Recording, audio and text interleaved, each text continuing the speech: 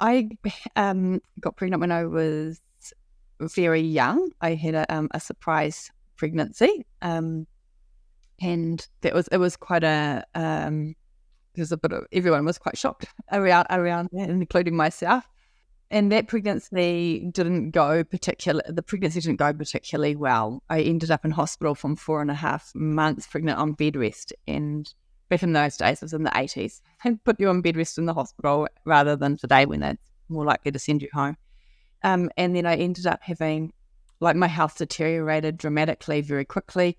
And I ended up having an emergency operative birth or cesarean at 32 weeks. And back in those days, 32 weeks was in the 1980s. Those babies just didn't really survive. But our daughter did survive. She lived and got through all of that stage of her life, and in the hospital and in the incubators, and it was quite a stressful time because you just don't know if your baby's going to be alive at the end of the day or in the afternoon. It was pretty full on. Anyway, she got through all of that. We got through all of that, and then she was home, and she fell asleep one afternoon and didn't wake up. She was 3.5 months, and she was fine. There was nothing actually wrong with her. So that it was a very traumatic time. It was a very traumatic time. So my journey into parenthood was rough, and then I had another, Jason, that was my partner at the time. Him and I decided, even though we were young, that we really had kind of got our heads around, we thought we'd had our heads around being parents, and we really missed that. And so we decided to have another baby. And when she was 24 months old, Jason was killed in a car accident. So I had two very traumatic events. And in between all of that too, so Isla died, that was my first daughter. And then my best friend actually died as well. She'd done a project on Jean Batten, and got a very good project. She'd got an A for it, and so her mum had bought her a trip around Auckland, a scenic tour in a helicopter, and she went on that, and the tail fell off the helicopter, and so she crashed and died. So one year I had Isla dying, my daughter dying, and then the next year my best friend died, and then the next year Jace died.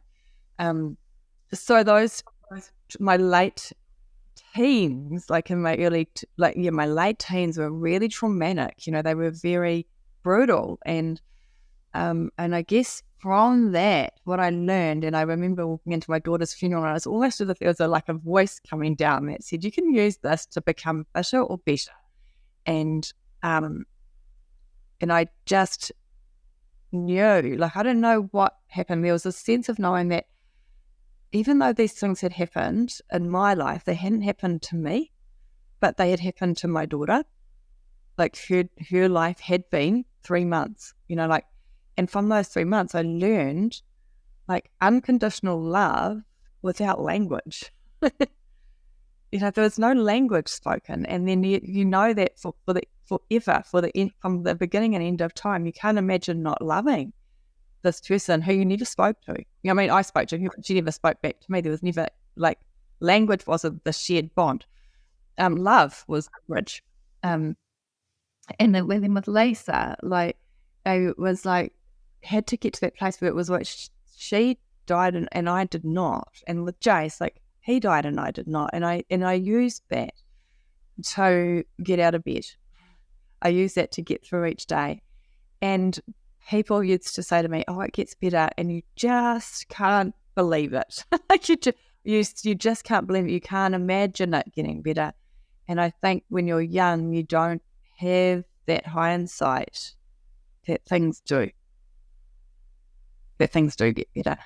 Yeah, and so now I had two other children. So one when I was in my 27, and then another daughter when I was 42. And each time I became a parent, it's been at a very different stage of life, and it's been very different. So now I'm 42, my son's grown up, he's left, I'm 52, my daughter's 10.